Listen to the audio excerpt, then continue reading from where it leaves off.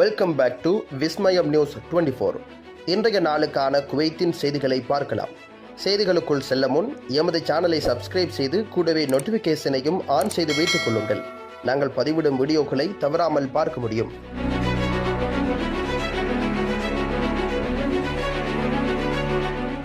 Kuwait சுங்கத்துறை சீனாவிலிருந்து 5.59 million சட்டவிரோத காப்சியூல்களை பறிமுதல் செய்தது.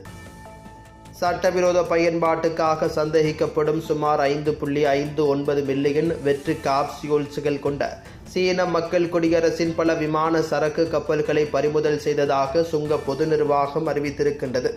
விமான சரக்கு சுங்கத்துறையின் ஆய்வாளர்கள் வழக்கமான ஆய்வின் போது பிளாஸ்டிக் பாகங்கள் மற்றும் மருத்துவ பொருட்கள் என்று பெயரிடப்பட்ட சந்தேகத்திற்கிடமான சரக்குகளை கண்டறிந்ததாக ஒரு அறிக்கை தெரிவிக்கின்றது.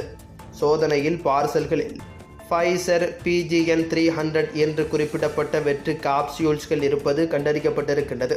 இது குவைத் சட்டத்தின் கீழ் ஒழுங்குபடுத்தப்பட்ட கடுமையான சட்ட கட்டமைப்பின் கீழ் மட்டுமே இறக்குமதி செய்ய அனுமதிக்கப்பட்ட ஒரு சைக்கோட்ரோபிக் பொருளான லெரிகாவுடன் தொடர்புடைய லேபிள் ஆகும்.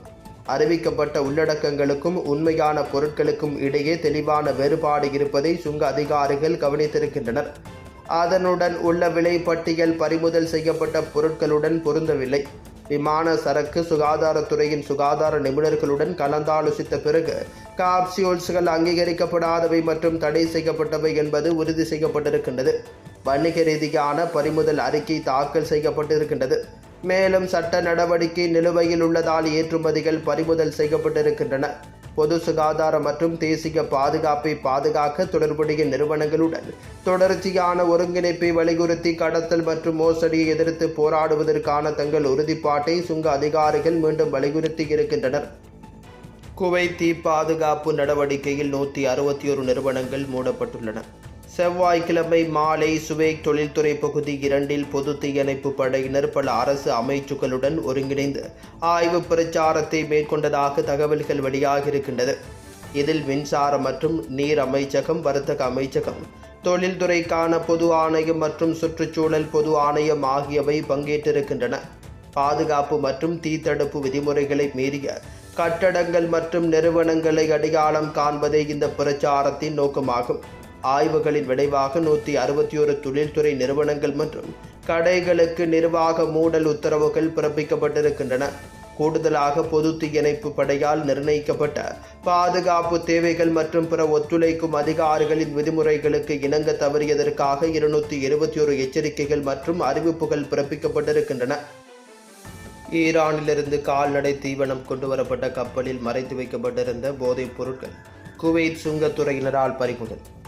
தோகா துறைமுக அதிகாரிகள் ஈரான் இஸ்லாமிய குடியரசிலிருந்து கால்நடை தீவனம் என்று தவறாக அறிவிக்கப்பட்ட ஒரு கப்பலை உள்ளடக்கிய ஒரு பெரிய போதைப் பொருள் கடத்தல் நடவடிக்கையை வெற்றிகரமாக முறியடித்திருக்கின்றனர். வடக்கு துறைமுகங்கள் மற்றும் பைலகா தீவு சுங்கத்துறையைச் சேர்ந்த சுங்க ஆய்வாளர்கள் சுங்க புலனாய்வு மற்றும் புலனாய்வு துறையுடன் ஒருங்கிணைந்து கண்காணிப்பு பிரிவின் ஆதரவுடன் முந்தைய உளவுத்துறை மற்றும் இடர் பகுப்பாய்வின் அடிப்படையில் இலக்கு ஆய்வை மேற்கொண்டிருக்கின்றனர். சரக்கு கப்பல் நிறுத்தப்படுவதற்கு முன்பே சந்தேகத்தை எழுப்பியதால் அதிகாரிகள் கப்பலை விரிவான ஆய்வு செய்ய தூண்டியிருக்கின்றனர். கால்நடை தீவனம் என்று பெயரிடப்பட்டிருந்தாலும் சரக்கில் சுமார் 4550 சந்தேகத்திற்குரிய சைக்கோட்ரோபிக் மாத்திரைகள் மற்றும் 5.2 கிலோகிராம் கஞ்சா இருப்பது கண்டறியப்பட்டிருக்கின்றது. இரண்டும் சரக்குக்குள் நிபுணத்துவத்துடன் மறைத்து வைக்கப்பட்டிருக்கின்றது. பறிமுதல் செய்யப்பட்ட போதைப் பொருட்கள் பறிமுதல் செய்யப்பட்டிருக்கின்றன. குறித்த போதைப் பொருட்கள் பறிமுதல் செய்யப்பட்டிருக்கின்றன. மேலும் சம்பவம் குறித்து அதிகாரப்பூர்வ அறிக்கை தாக்கல் செய்யப்பட்டிருக்கின்றது. இந்த வழக்கு இப்பொழுது மேலும் சட்ட நடவடிக்கைகளுக்காக தகுதி வாய்ந்த அதிகாரிகளுக்கு பரிந்துரைக்கப்பட்டிருக்கின்றது.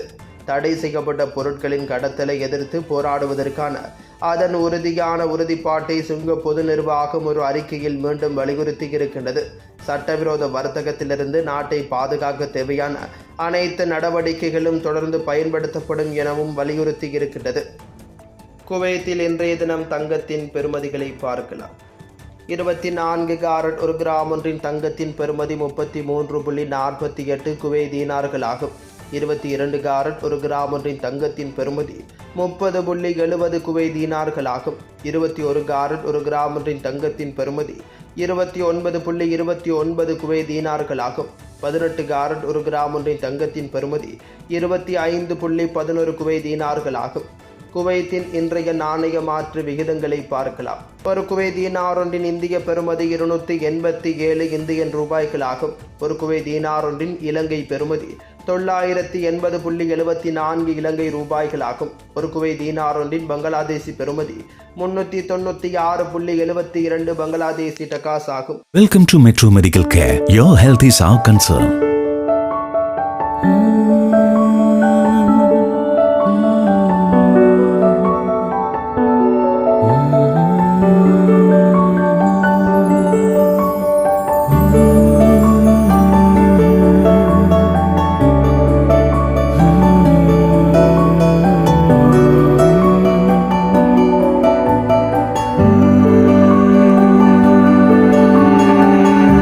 It's our policy at Metro Medical Care to provide you with the best care, concern and cure with the advanced facilities whether you can afford it or not.